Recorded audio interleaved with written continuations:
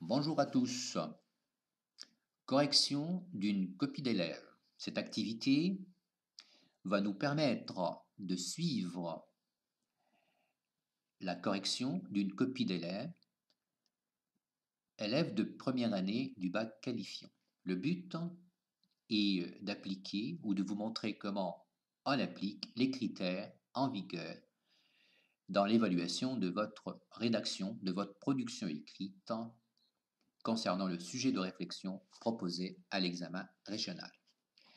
Avant de voir et de lire et analyser et d'évaluer la production faite par l'élève à propos de ce sujet, examinons ensemble ou rappelons ensemble, examinons ce tableau pour rappeler les critères d'évaluation en vigueur dans l'évaluation de votre production. Les critères d'évaluation d'une production écrite relative au sujet de réflexion. Alors, qu'est-ce qu'on va corriger? Eh bien, deux aspects fondamentaux, deux composantes fondamentales, avec devant chaque composante le barème alloué. Les critères d'évaluation du discours et puis les critères d'évaluation de la langue. Commençons par la langue, parce que c'est la base de toute chose. Donc, on va évaluer votre compétence en langue. Si vous maîtrisez le vocabulaire, si vous utilisez un vocabulaire, des mots précis, pertinents, riches et variés, si votre phrase est, bien sûr, syntaxiquement correcte, bien construite, également diverses, vous utilisez les phrases simples, et les phrases complexes, vous utilisez des types de phrases et des formes de phrases également.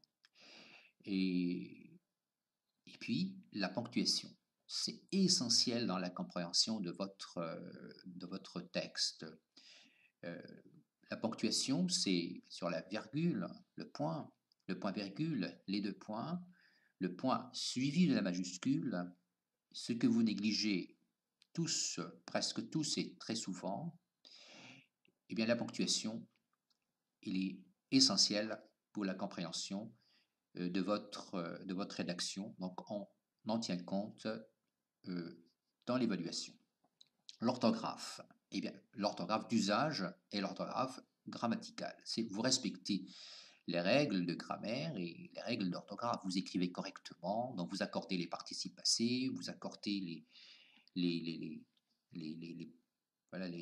verbes et le pluriel également, le singulier, le genre. Vous respectez donc ces règles d'orthographe. La conjugaison, bien sûr, la concordance des temps.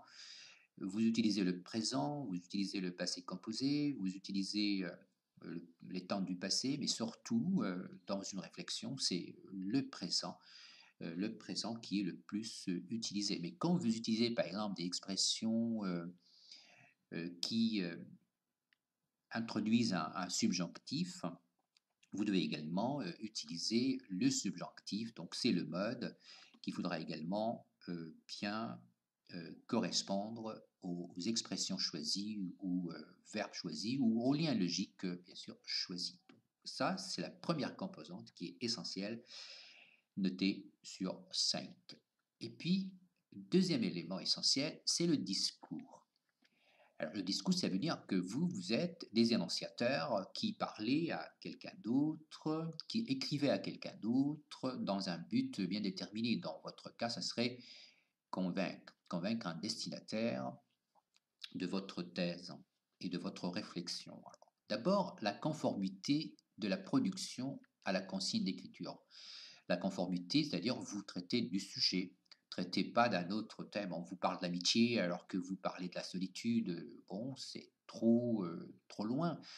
Bon, relativement loin, disons, dans ce cas. Mais on vous dit, par exemple, la violence, vous parlez de liberté. Donc là, la conformité de la production à la consigne de l'écriture. La consigne, c'est pas seulement respecter le thème, mais aussi respecter le type de texte demandé. Si on vous demande un texte argumentatif, eh bien ne faites pas un texte descriptif ou narratif. Donc vous devez respecter la consigne dans ce sens-là.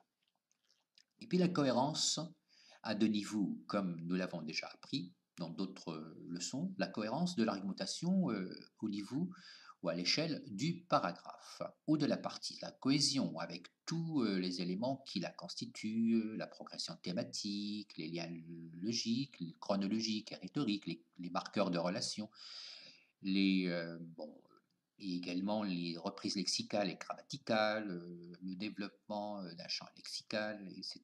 Donc, la structure de l'ensemble et du plan, c'est l'organisation de votre réflexion dans un plan bien choisi, donc une progression du texte bien claire. Alors, si vous voulez bien convaincre votre lecteur, eh bien soignez ces éléments-là, la cohérence, et bien surtout la structure du texte. J'imagine mal comment est-ce qu'on pourra convaincre quelqu'un alors que notre texte manque de cohérence. Bon, passons maintenant au sujet. Avant d'évaluer si la production de notre élève applique les critères d'évaluation su-indiqués, relisons d'abord le sujet afin de faire notre propre idée. Afin, bien sûr, d'abord de délimiter le thème, de quel thème il s'agit, quelle serait la problématique et les thèses possibles, puis émettre des hypothèses sur le plan qui conviendrait à notre réflexion. Donc, avant d'évaluer la copie d'élève, faisons d'abord notre propre idée sur le sujet. On va relire le sujet. Certains pensent qu'il faut punir sévèrement les individus qui commettent les délits graves. D'autres, au contraire, considèrent qu'on doit être indulgent envers eux. Qu'en pensez-vous? Développez votre réflexion en vous appuyant sur des arguments et des exemples précis. La même consigne, vous la trouverez quasiment dans tous les sujets qui ont été proposés à l'examen régional. Développez votre réflexion avec d'arguments, donc vous faites un texte argumentatif et d'exemples. Et ces exemples soient tirés de vos œuvres. Attention, pas que les œuvres, parce que moi, j'ai lu beaucoup de productions écrites d'élèves et ils croient qu'il n'y a d'exemples que tirés de l'œuvre, les œuvres qu'ils ont lues, non, et de votre environnement, de votre vie quotidienne, de votre expérience personnelle, et également de vos lectures autres que les œuvres au programme. Bien là, quel genre de texte on vous demande? Le genre d'écrit. Eh bien, on vous demande un essai, une dissertation. Cela veut dire donc la réflexion que vous avez l'habitude de faire, voilà, à propos d'un thème ou d'un fait. Alors, quand on dit le genre d'écrit, cela sous-entend une structure bien déterminée à suivre, que votre texte doit être bien structuré. La structure, pas narrative, mais une structure argumentative, pas une structure journalistique informative, qui dit quoi? Donc l'information, non, mais ou de la description, n'est-ce pas? Une structure descriptive, non, c'est plutôt une structure argumentative qui correspond au genre essai. Le type de texte comme vous l'avez vu là, avec les thèses, l'antithèse et les arguments qu'on vous demande pour développer votre point de vue. Donc, c'est le type de texte argumentatif. Alors, de quel thème il s'agit? Alors, certains pensent qu'il faut punir sévèrement les individus qui commettent les délits graves. Le thème, c'est la sanction, la punition des délits graves. Les individus qui commettent des délits graves, c'est une longue périphrase pour dire les dangereux délinquants, voire criminels. Bon, donc là, c'est le thème. La problématique, donc il y a un débat, hein, on n'est pas d'accord sur le type de punition, sur la sanction contre, à infliger, la sanction infligée à ces délinquants. Alors les uns, ils disent qu'il faut punir sévèrement. D'autres, au contraire, qu'on doit être indulgent, qu'on doit pardonner, être transigeant. Donc les autres, ils sont pour de la rigueur, bien sûr pour la dissuasion, alors que les autres, là, qu'on doit être indulgent, c'est plutôt des défenseurs des droits humains. C'est pourquoi je vous rappelle que ce certain-là et les autres, au contraire, celui qui propose, qui formule le sujet, fait exprès de laisser ça dans l'indéfini pour vous permettre à vous de mettre les noms sur ces uns, ces certains et ces autres, bien sûr. Par exemple, vous allez penser aux premiers qui seraient des défenseurs de la rigueur dans les punitions, le châtiment dur et dissuasif, et les autres plutôt défenseurs des droits humains, donc pour la deuxième chance, pour donc qu'une justice soit plus tolérante. Bon, alors là, la problématique, cette sanction dont on vient de parler, doit-elle être indulgente ou impitoyable à l'égard de ces délinquants? La question suscite débat. Donc la problématique tourne autour de cette idée-là. Le plan, il est déjà suggéré là, certains, d'autres, et vous, qu'est-ce que vous en pensez? Donc la thèse, l'antithèse, et vous, votre thèse qui doit se positionner dans le débat. Alors, le plan, existerait-il une meilleure manière de traiter ce genre de coupable? Cette dernière phrase-là projette de mener la réflexion en trois parties. Une thèse, une antithèse, et puis une thèse personnelle de dépassement qui défendrait une éventuelle meilleure manière de traiter ce type de délinquant. Voilà, passons maintenant à la réponse de notre élève. On va la lire avant, bien sûr, de la commenter pour voir ce que l'élève, d'abord, il a bien fait, et puis également voir ce qui peut-être n'a pas été réussi déjà à travers cette première lecture, cette approche globale, ce premier point de vue sur ce qui est présenté. Surtout, on va voir la typographie, la présentation du travail. Avant d'aller après, dans un autre moment, dans une analyse plus détaillée qui va suivre la cohérence, qui va évaluer la cohérence de chaque partie. Avez-vous déjà commis une maladresse et vous avez été sévèrement puni? Était-ce injuste ou vous l'avez mérité? Bon, il y en a des gens qui affirment que la sévère punition reste la meilleure solution pour les personnes qui commettent des délits, tandis que les autres pensent qu'il faut de l'indulgence. Donc, lequel des deux avis est le plus convaincant? D'abord, on commet tous, de temps en temps, des grosses maladresses. C'est évident.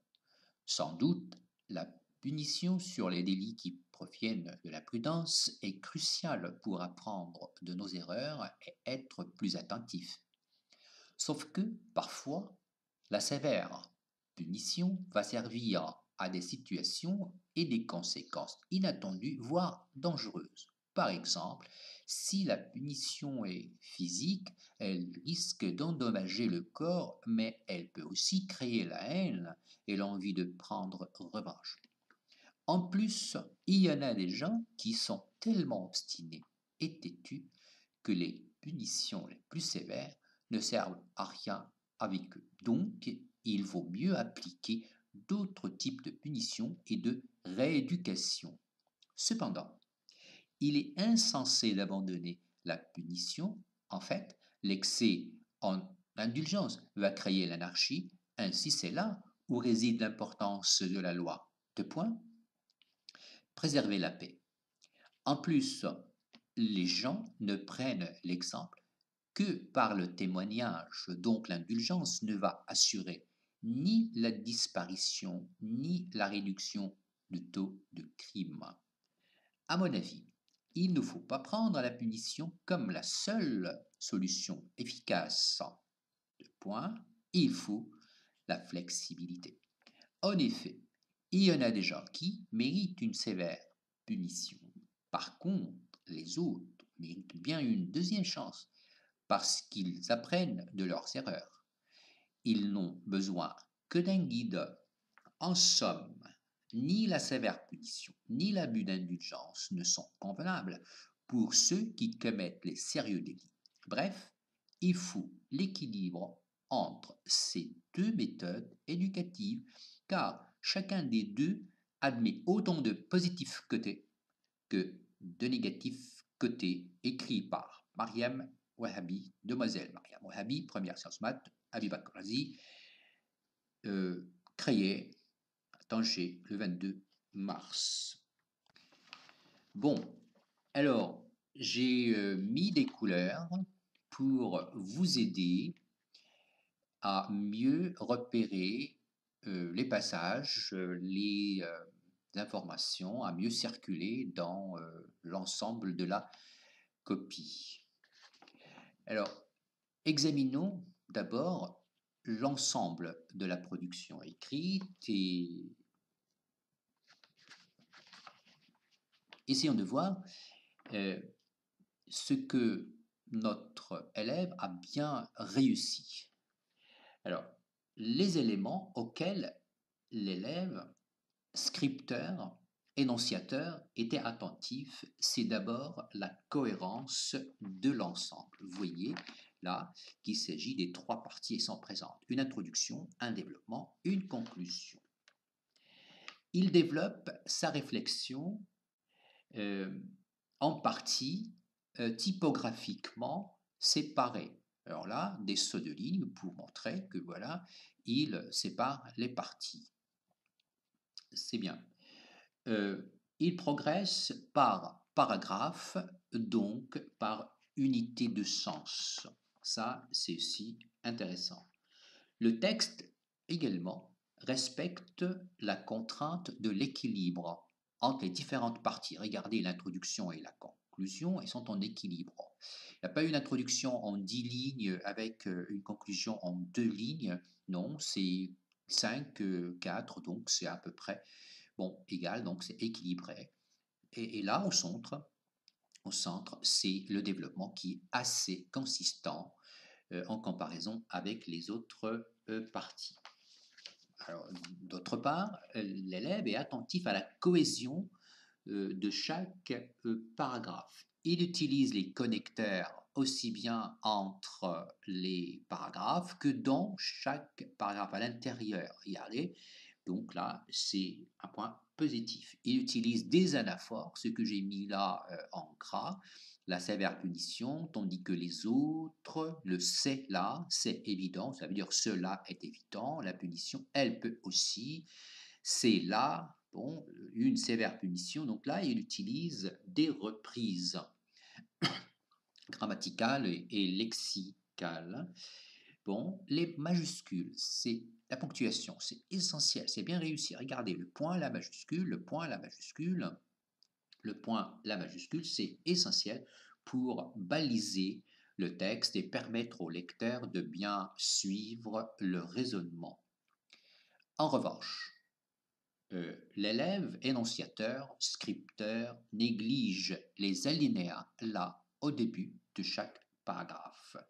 Les alinéas, rappelons-le, c'est un indice essentiel qu'on doit respecter pour d'abord marquer le début des paragraphe. Ensuite, aider le lecteur à démêler les paragraphes non séparés par un alinéa ou séparés par des sauts de ligne. Passons maintenant à l'analyse détaillée. On commence par l'introduction à laquelle on va consacrer 2 pages. La voici la deuxième et la première.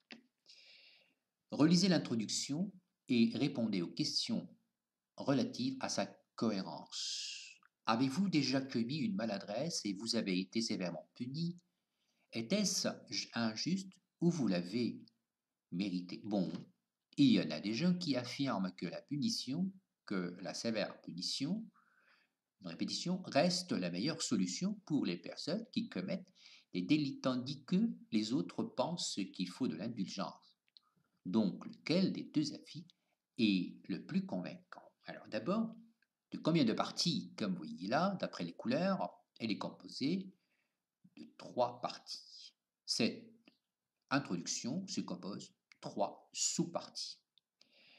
Bien sûr, la première, c'est pour amener le thème, la deuxième, c'est pour poser le problème, et la troisième, c'est pour annoncer le plan. Donc voilà ce que essaie de faire l'élève.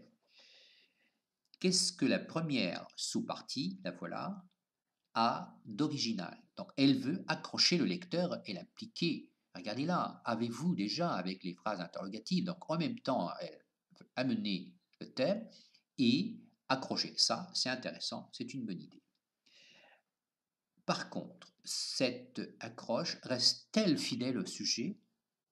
Eh bien moi, je pense que c'est relativement oui, mais pourquoi relativement oui? Parce qu'à cause du mot maladresse. Ah ben, en fait, il ne s'agit pas de maladresse dans le sujet, il s'agit de délit grave. Maladresse qui confond les simples fautes communes et les délits graves. Donc il fout là, la place de cette maladresse, avait commis une faute grave, très grave. En fait, le sujet traite des dangereux délinquants. Quatrième question. Le thème et la problématique. Le thème que voici, première phrase, et la problématique, c'est la deuxième phrase. Entretiennent-ils entre eux un rapport logique? Eh bien non, car le seul lien utilisé est le mot bon. Bon, là, comme connecteur. Bon, c'est plutôt un adverbe d'opinion. Il n'indique pas une relation d'implication ou de position. Pour mettre en évidence, la problématique, on utilise un connecteur de position ou d'implication. Par exemple, partir du constat, ce constat-là parce qu'elle a posé la question et ce n'est pas évident de répondre à cette question-là. Quelqu'un auquel on a infligé une punition sévère, et il va vous dire c'était juste ou pas juste, donc la réponse n'est pas aussi évidente. Donc on partira de ce constat pour dire finalement, est-ce que évidemment la réponse n'est pas aussi simple parce qu'elle divise l'opinion. Exemple, partir du constat que la réponse à la question n'est pas aussi évidente pour souligner le fait que cette question divise ou suscite un débat. Par exemple, avez-vous déjà commis une faute grave, une faute grave, et vous avez été sévèrement puni? Était-ce injuste ou vous l'avez mérité? Dans une seule phrase interrogative. La réponse n'est pas aussi évidente. C'est qu'en fait, en réalité, la réponse divise la question, c'est qu'en fait, la question, la question, divise l'opinion publique. Alors, question suivante. Cette problématique identifie-t-elle de manière précise les parties opposées, les uns et les autres? Non, car elle utilise « il y en a des gens qui ». Et ça, c'est pas clair, c'est pas suffisant, c'est plutôt familier et trop général. Expression familière non précise. Enfin, la dernière partie, c'est-à-dire après donc lequel des 2 avis est le plus convaincant? La dernière partie, la dernière phrase, laisse-t-elle entendre qu'une troisième thèse serait possible? Non, car elle projette uniquement d'examiner laquelle des deux thèses est la plus convaincante. Autrement dit, elle ne sous-entend pas la possibilité d'une troisième thèse. Voici donc une suggestion qui tente de corriger les fautes et les insuffisances de cette introduction. On peut commencer par celle-là, avez-vous jusque-là, et puis dire après, beaucoup de nos concitoyens, moi j'ai changé un petit peu là, donc une rectification, c'est pas la meilleure, mais une possibilité, punir le coupable, est-il juste et bien mérité? Vous allez certainement dire que la question ne mérite même pas d'être posée. Mais le problème est que cette simple question divise l'opinion publique. Beaucoup de nos concitoyens affirment, on peut dire là, en fait, beaucoup de nos concitoyens affirment que la punition sévère reste la meilleure solution contre les délinquants. Au lieu de dire certains, je dis de nos concitoyens. Tandis que d'autres prônent l'indulgence au nom des droits. Alors, pour annoncer le plan, existe-t-il une meilleure manière de traiter ce genre de coupable, au lieu de dire annoncer le plan comme cela, parce que ça n'annonce pas vraiment le plan, mais ça introduit au sujet. Voilà donc le but de cette phrase. Elle introduit justement à la réflexion. Passons maintenant à la cohérence du développement. Le développement que voici, qu'on va relire tout à l'heure dans le développement dans ces différentes sous-parties. Consigne, ce développement est-il cohérent? Donc toujours le même souci de cohérence. Pour y répondre, examinons la conclusion. Alors quel rapport? Parce que dans la conclusion, on doit normalement faire le bilan de la réflexion menée dans le développement. Elle est censée nous permettre alors, par rétrospection, de mieux entrevoir les parties principales qui composent ce développement. Alors, procédons par étapes. Relisons la conclusion et répondons aux questions ci-dessous. En somme, ni la sévère punition, ni l'abus d'indulgence ne sont convenables pour ceux qui commettent les sérieux délits. Bref, il faut de l'équilibre entre ces deux méthodes éducatives, car chacun des deux admet autant de positifs côtés que de négatifs côtés. Bon, cette conclusion fait-elle le bilan de la réflexion? Justifie votre avis. Bien sûr, elle le fait. Regardez les trois couleurs. Alors, oui, elle fait le bilan de la réflexion. Justification, elle laisse entendre qu'il existe trois points de vue différents autour de la question de la punition des coupables dangereux. La thèse, surlignée en vert, donc la punition sévère, pour la punition sévère. Une antithèse qui prône l'indulgence des sanctions, surlignée en mauve. Une antithèse, non. Une thèse personnelle selon laquelle il convient d'adopter une attitude modérée à l'égard des délits graves, surlignés en bleu. On va revoir cela, ni la sévère punition, ni l'indulgence, ni l'abus d'indulgence. Un abus d'indulgence, donc, il faudra punir moins durement, ne sont convenables. Donc il y a, bref, il faut l'équilibre. Donc là, c'est une autre thèse, la thèse personnelle. Donc, allons maintenant voir de près ce développement. On va le relire. D'abord, on commet tous de temps en temps des grosses maladresses, c'est évident. Sans doute, la punition sur les délits qui provient de la prudence, c'est crucial pour apprendre de nos erreurs et d'être plus attentif. Sauf que parfois, la sévère punition va servir à des situations et des conséquences inattendues, voire dangereuses. Par exemple, ni la punition physique. Si la punition physique est physique, elle risque d'endommager le corps, mais elle peut aussi créer la haine et l'envie de prendre revanche.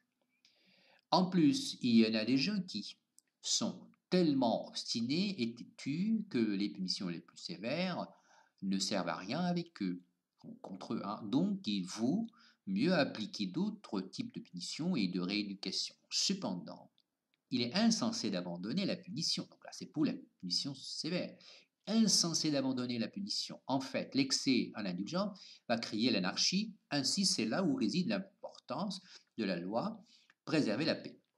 En plus, les chants ne prennent l'exemple que par le témoignage, donc l'indulgence ne va assurer ni la disparition ni la réduction du taux de crime.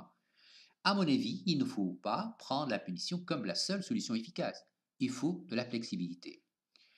En effet, il y en a des gens qui méritent une sévère punition. Par contre, les autres méritent bien une deuxième chance, parce qu'ils apprennent de leurs erreurs. Ils n'ont besoin que d'un guide. Alors, à laquelle des trois thèses déduites de la conclusion qu'on vient de voir tout à l'heure correspond chacun des paragraphes du développement. Alors, le paragraphe 1, 3 et 5, une peine modérée serait plus utile.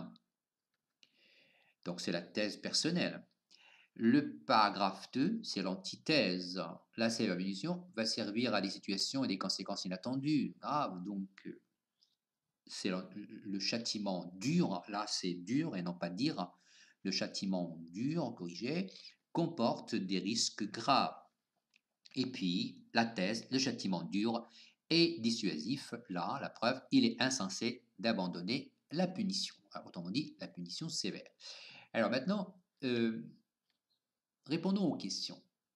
Dites ce que vous remarquez quant à la cohérence de ce développement. La remarque, bien sûr, que vous avez faite, la répartition de ces différentes thèses ne respecte pas l'ordre logique habituel adopté dans le plan dialectique. On va donc les réorganiser. Réorganiser les paragraphes suivant l'ordre du plan dialectique, la thèse, l'antithèse, la thèse personnelle. Donc la thèse, il ne faut pas être indulgent contre les délinquants. Antithèse, mais la punition sévère est traumatisante et risquée, comporte des conséquences graves. La thèse personnelle, il faut adopter une attitude plus humaine, modérée, donc utile. Alors maintenant, on va réorganiser le tout, on va le lire de façon organisée, donc la thèse, l'antithèse et la synthèse. Vous voyez combien là, la conclusion nous a aidé à remettre de l'ordre dans toute notre pensée. Donc ça, c'est de la cohérence. Alors cependant, il est insensé d'abandonner la punition. En fait, l'excès en indulgence va créer l'anarchie. Sauf que parfois, la sévère punition va servir à des situations et des conséquences inattendues, par exemple, etc. D'abord, on commet tous de temps en temps des grosses maladresses, c'est évident, sans doute, hein. La punition des délits qui proviennent d'imprudence est cruciale, donc il est pour, oui d'accord, la punition elle est bien pour apprendre nos erreurs, sans doute. Il y a des gens qui sont tellement obstinés, là, je vois après sans doute, donc là, en plus, c'est pas un en plus, mais je pense que c'est mais. Euh, alors, sont tellement obstinés après cette concession, des gens, certains gens sont tellement obstinés, des criminels tellement obstinés, têtus, que les punitions les plus sévères, même si on les punit comme c'est recommandé là, les plus sévères ne servent à rien contre eux. Donc, voilà, il vaut mieux appliquer d'autres types de punitions de rigueur que on va développer par la suite, hein. D'accord? Autrement dit,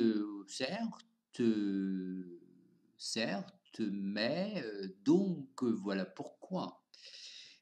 Donc voilà, maintenant, les grandes lignes du développement, elles sont bien claires. Passons à la suite. La cohésion des paragraphes. On va commencer par la thèse. Alors, consigne, après avoir réorganisé les étapes du développement, passons à l'enchaînement des idées dans chaque paragraphe, dans chaque partie, autrement. On va lire d'abord la thèse, surlignée en mauve, et puis on répondra aux questions. Cependant, déjà, donc ça commence pas tout à fait, donc comme thèse, donc il est insensé d'abandonner la punition. En fait, l'excès en indulgence va créer l'anarchie. Ainsi, une ponctuation là. Ainsi, c'est là où réside l'importance de la loi. Deux points, préserver la paix. En plus, les gens ne prennent l'exemple que par le témoignage. Donc là, une ponctuation forte. Ponctuation forte. Donc l'indulgence ne va assurer ni la disparition, ni la réduction de taux de crime. Alors, j'ai numéroté les phrases de cette thèse de 1 jusqu'à 5. Cette première phrase identifie-t-elle les défenseurs de la thèse? Non. Ces défenseurs de la thèse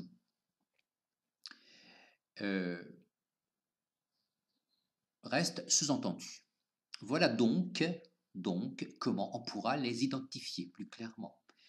On dira les défenseurs de la tolérance zéro disent que, ou bien les partisans de la rigueur du châtiment disent que.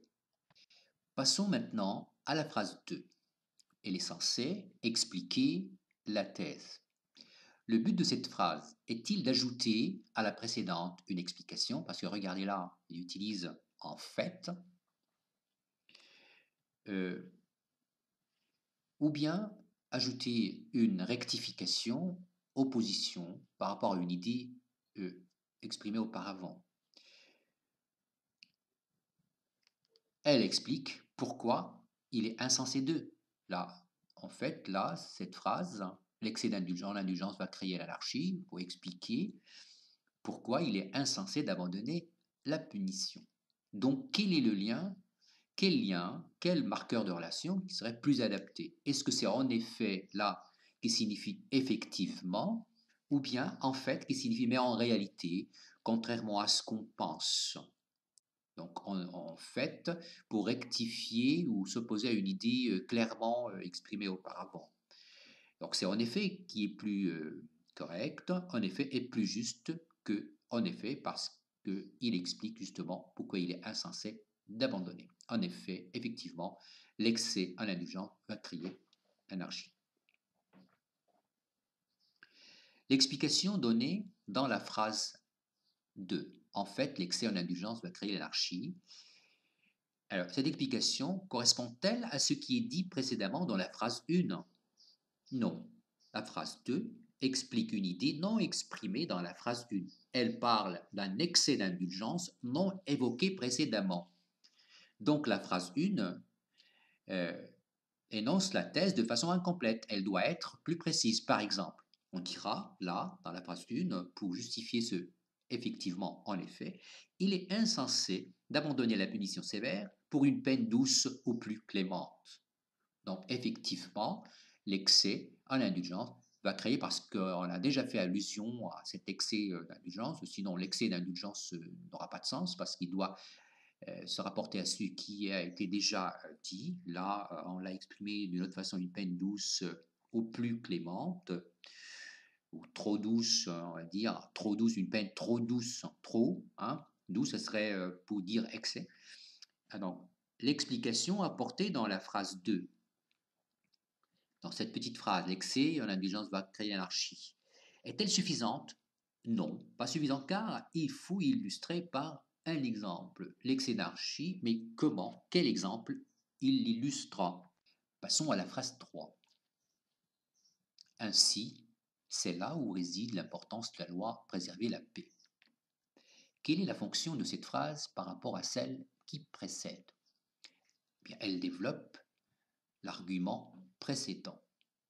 Elle le développe. Alors, cette phrase qui commence par ainsi, ainsi généralement pour introduire un exemple ou une explication, cette phrase développe l'argument précédent en introduisant un exemple pour expliquer ou souligner une opposition. Et bien la phrase 3, cette phrase, souligne de manière sous-entendue une opposition entre l'excès d'indulgence et la punition rigoureuse, dont le but est de préserver la paix. Donc cette opposition-là, il faut la marquer par un lien logique bien adapté. Donc remplacer ainsi par un connecteur plus adéquat. Or, il serait plus convenable, qui signifie mais le fait est que. Notez bien, afin de rendre cet argument développé dans La phrase 3, le rendre utile, il faut le lier à l'idée précédente qu'il défend. Donc, il ne suffit pas de dire qu'il est nécessaire d'appliquer tout simplement la loi pour assurer la paix, il convient de souligner le fait qu'il faut appliquer impitoyablement la loi afin d'assurer la paix. Et là, vous ne ferez bien sûr que développer le champ lexical de la rigueur entre l'idée, son explication et la suite et le développement de l'argument, et toujours la rigueur de la punition. Examinons maintenant les phrases 4 et 5.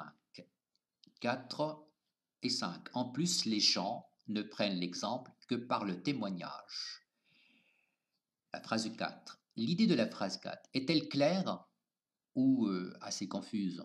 Justifier la réponse. L'idée de la phrase 4 est mal exprimée à cause du lexique utilisé. D'abord, les gens, moins précis que les éventuels criminels. Ce n'est pas les gens, en plus, les éventuels criminels.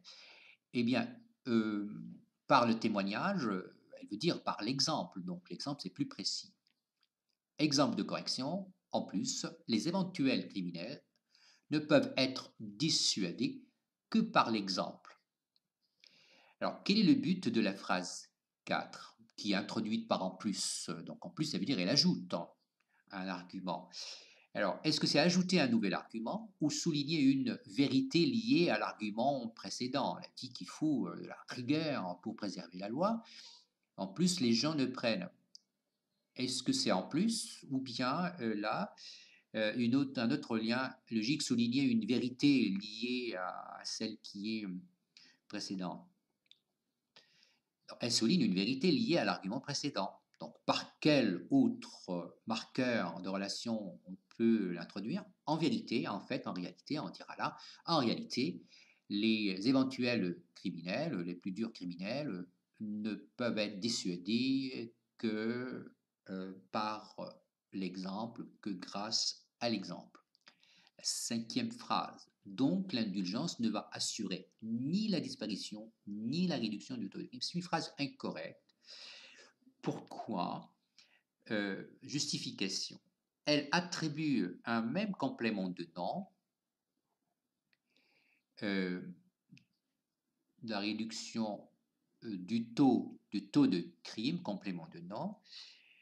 Elle attribue donc un même complément de nom à deux noms opposés. Il est plus correct de dire, vous comprendrez à travers l'exemple de correction, l'indulgence ne va assurer ni la disparition des violences, donc on ne dit pas la disparition du taux de criminalité, mais la disparition des violences, ni la réduction du taux de criminalité, mais on réduit le taux de criminalité. Alors enfin, voilà la reformulation, un exemple de reformulation qu'on pourrait proposer après ces annotations, ces rectifications. Voilà donc une reformulation qui tient compte des précédentes annotations. Les défenseurs de la tolérance zéro, contre les coupables dangereux, disent qu'il est insensé d'abandonner la punition sévère pour une peine plus douce ou trop douce, on a précisé tout à l'heure. En effet, l'excès d'indulgence va créer l'anarchie. Par exemple, pour développer l'idée précédente, la violence augmentera et menacera la sécurité des citoyens car on n'aura plus peur de la dureté des prisons. Or, pour préserver la paix sociale, il est important d'appliquer rigoureusement la loi. En vérité, les éventuels criminels ne sont dissuadés que par l'exemple. Donc, l'indulgence ne va assurer ni la disparition des violences, ni la réduction du taux de criminalité. Donc voilà une rectification possible, plus claire et plus cohérente. Passons maintenant à la cohérence de l'antithèse. Sauf que parfois la sévère punition va servir à des situations et des conséquences inattendues, voire dangereuses. Phrase 1, 2, par exemple, donc regardez là, il faut une ponctuation forte, un point. Par exemple, si la punition est physique, Elle risque d'endommager le corps, mais elle peut aussi créer la haine et l'envie de prendre revanche. D'abord, pour la phrase 1, pour introduire cette idée opposée, donc l'antithèse, le lien logique sauf que, est-il bien choisi, justifié? Non, pas bien choisi car, mais et par contre introduisent plus clairement l'idée opposée. L'adjectif sévère. L'adjectif sévère est-il à sa place dans l'énoncé la sévère punition? Non, on dit la punition sévère, car rien ne justifie cette antéposition, parce que l'antéposition de l'adjectif est valable en français, mais avec un sens un peu différent. Bon, dans cette phrase, dans quel but est utilisé le verbe servir à? C'est pour introduire une conséquence. Donc, quel verbe serait plus convenable?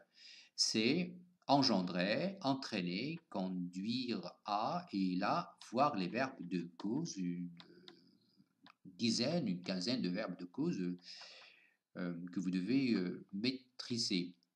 Donc, parfois, la sévère punition conduira à des situations inattendues, hein, à des situations, ce sont des conséquences là, des situations, des conséquences à des situations inattendues, voire dangereuses. Voir et voir sont deux homonymes de sens différents. Voir sans eux et voir avec eux. Voir sans eux, c'est regarder. Voir avec eux, c'est même. Donc là, c'est avec eux. Il faudra corriger voir. Alors, maintenant, corrigeant le lexique et la syntaxe dans cette antithèse. Est-ce que le lexique est utilisé correctement? Le lexique, on a déjà dit, va servir à, c'est pour entraîner, et endommager, c'est plus traumatiser, hein. Si la punition est physique, elle risque d'endommager le corps et elle risque de traumatiser le corps. Là, prendre revanche, on dira plus correctement prendre sa revanche ou se venger. Et pour la punition physique, la torture physique, et surtout qu'on a abusé de cette répétition dans la rédaction, la torture physique. Pour la syntaxe, donc les phrases 2 et 3, par exemple, jusqu'à en revanche, sont-elles bien enchaînées? Non.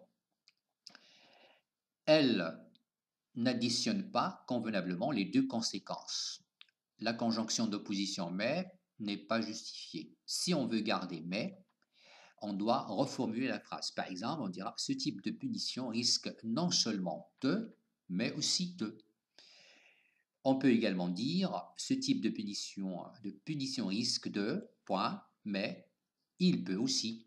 Ou bien ce type de punition risque de, point, pire encore, il crée la haine. Ou bien ce type de punition est dangereux, point, d'une part il, d'autre part il. Voilà, différentes façons, mais là c'est maladroit. Moi je préfère qu'on mette entre les deux une pause forte, avec pire encore par exemple. Voilà donc une reformulation qui tient compte des précédentes corrections, annotations. Mais parfois, la punition sévère risque d'entraîner des conséquences inattendues, voire dangereuses. Par exemple, la torture physique peut traumatiser le corps. Pire encore, elle risque de créer la haine et l'envie de prendre sa revanche. Passons maintenant à la synthèse, point de vue personnel. Examinons les 3 paragraphes de cette partie. D'abord, en plus, à mon avis. Donc, les 2 premiers paragraphes. Quel rapport logique les 2 premiers paragraphes entretiennent-ils entre eux? Est-ce que c'est un rapport d'addition, comme le laisse entendre en plus, ou un rapport de concession-opposition? Sans doute, mais regardez là, sans doute la punition contre les délits ou des délits graves, les délits qui proviennent de l'imprudence est cruciale pour apprendre. Mais, on pourra dire là, mais, ou dire en plus, certains délinquants dangereux sont tellement obstinés, têtus, que les punitions les plus sévères ne servent à rien contre eux. Puis donc, il vaut mieux appliquer d'autres types. Vous voyez, donc là, quel rapport? Est-ce que c'est un rapport d'addition ou un rapport de concession-opposition? Sans doute, mais, eh bien, c'est plutôt un rapport de concession-opposition, sans doute, mais, et puis après, donc. La question suivante, la phrase 4, cette phrase-là, introduite par donc, fait-elle la synthèse de ce qui précède, la synthèse de ces deux paragraphes, de ce qui précède, ou plutôt elle annonce l'idée qui va suivre? Elle annonce l'idée qui va suivre, à savoir la thèse personnelle de dépassement. Donc, selon quelle progression logique les trois idées de cette partie devraient ou devront être réorganisées. Donc, les trois idées de cette partie devront être réorganisées selon la progression logique suivante. Sans doute, mais, la réfutation, donc dépassement, plus la thèse personnelle, et là, l'explication de la thèse personnelle qui va venir par la suite. Question suivante. Quel rapport ce paragraphe 3, entretient-il avec la phrase 4, qui commence par donc, du paragraphe précédent? Bien sûr, elle en constitue le prolongement. Donc, elle va détailler plus le point de vue personnel de dépassement. Quel synonyme plus précis on peut donner au mot prendre? Il ne faut pas prendre la punition comme la seule. Eh bien, il ne faut pas appliquer, considérer comme, il ne faut pas considérer la punition comme la seule efficace. Quel anaphore peut se substituer au mot la punition? La punition, la copie a utilisé, la rédaction a utilisé trop le mot punition. Donc, si le châtiment dur, c'est la punition sévère, le châtiment dur, la peine dure et impitoyable. Comment peut-on remplacer l'expression il y en a des gens qui, voilà, il faut absolument éviter. Il y en a des gens qui, donc on peut la remplacer par beaucoup de malfaiteurs, de délinquants, bien des malfaiteurs, bien des fauteurs de troubles dangereux. Quelle relation logique la phrase 4 de ce paragraphe entretient-elle avec la phrase 3? Quelle relation logique la phrase 4 de ce paragraphe entretient-elle avec la phrase 3? Un lien de cause et de conséquence. 4. Ils n'ont besoin que d'un guide. Autrement dit, puisqu'ils apprennent de leurs erreurs, ils n'ont besoin que d'un guide. Mettez en évidence ce lien par un connecteur logique adéquat. Donc, ils n'ont besoin que d'un guide. Voilà donc au final une reformulation que je vous propose qui tient compte des diverses annotations précédentes. Sans doute, la punition, donc c'est la reformulation du développement, c'est la suite, c'est le point de vue personnel dans le développement. Troisième étape. Donc, sans doute, la punition des délits qui proviennent de l'imprudence est cruciale pour apprendre de nos erreurs et d'être plus attentif. Pour être plus attentif. Mais bien des délinquants sont tellement obstinés, têtus, que les punitions les plus sévères ne servent à rien contre eux. Donc, à mon avis, il ne faut pas considérer la punition sévère comme la seule solution efficace. Pas considérer la rigueur comme la seule solution efficace. Il faut de la flexibilité. En effet, de nombreux malfaiteurs méritent un traitement intransigeant. Par contre, d'autres méritent bien une troisième chance parce qu'ils apprennent de leurs erreurs. Puisqu'ils n'ont besoin que d'un guide, il serait plus pertinent de les accompagner et de les rééduquer. Revenons maintenant à la conclusion. Répondez aux questions suivantes. Quelle est l'intention de l'annonciateur à travers la première phrase?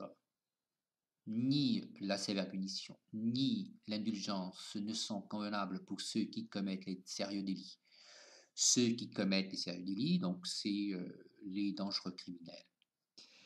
C'est constater que les idées de la thèse et de l'antithèse ne sont pas valables, ni la thèse ni l'antithèse. Quelle est l'intention de l'énonciateur à travers la deuxième phrase? Bref, il faut l'équilibre. C'est déduire du constat précédent la bonne attitude à adopter.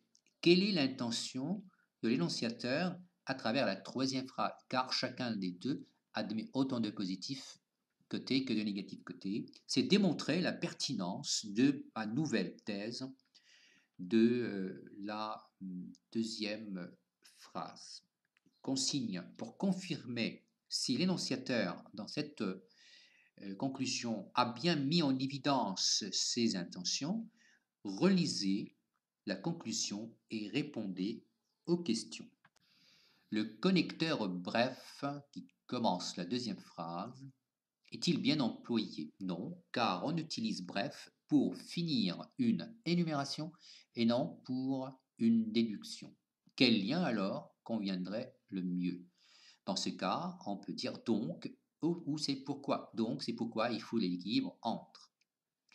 La phrase 2 rappelle-t-elle la nouvelle thèse avec des termes précis? La nouvelle thèse, ça veut dire la thèse personnelle avec des termes précis. Non, elle ne rappelle pas avec des termes justes et précis l'essentiel de la thèse de dépassement. La justification, c'est que l'anaphore, ces deux méthodes éducatives, n'assure pas fidèlement son rôle de reprise. En fait, il ne s'agit pas de deux méthodes éducatives, mais de deux mesures punitives ou de deux manières de traiter les dangereux délinquants. Passons à la troisième phrase qui commence par car. Corrigeons d'abord la phrase 3 avant de juger de sa pertinence dans la cohérence de l'ensemble. Alors, confirme-t-elle l'idée de la nouvelle thèse? On va d'abord la corriger, j'ai dit, la phrase 3, donc corrigeons cette phrase avant de juger de sa pertinence. Chacune des deux méthodes admet autant de côtés positifs que négatifs. D'accord? Donc là, elle est maladroitement exprimée. La phrase 3 confirme-t-elle l'idée de la nouvelle thèse? Là, la nouvelle thèse, et puis la phrase 3 pour la développer, pour la confirmer, comme c'était l'intention soulignée tout à l'heure. Non, car elle ne fait qu'exprimer une généralité, donc trop générale, donc elle ne confirme rien.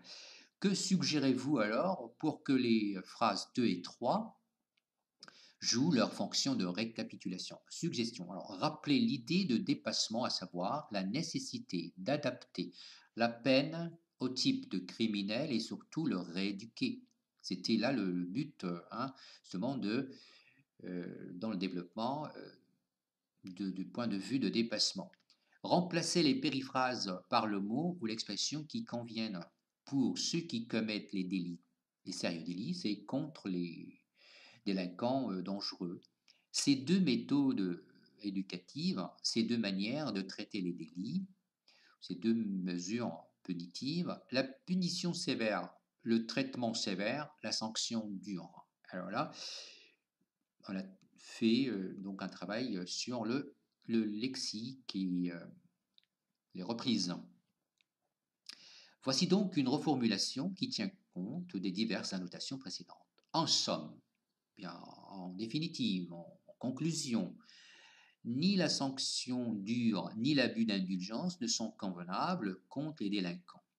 C'est pourquoi il faut assurer l'équilibre entre ces deux manières de traiter les délits. Autrement dit, tout en punissant les coupables, il convient de leur accorder plus de rééducation. Voilà donc la correction dans son ensemble de cette copie qui n'était quand même pas mal parce qu'elle a essayé de faire son mieux pour assurer cette cohérence en appliquant les règles. Alors, production finale. Dans cette correction, il est plus tenu compte de la correction de la langue et de la cohérence des idées que de la pertinence des arguments. On est libre de défendre nos propres idées. En revanche, il est obligatoire de le faire correctement et de manière cohérente. Alors, punir le coupable est-il juste et bien mérité?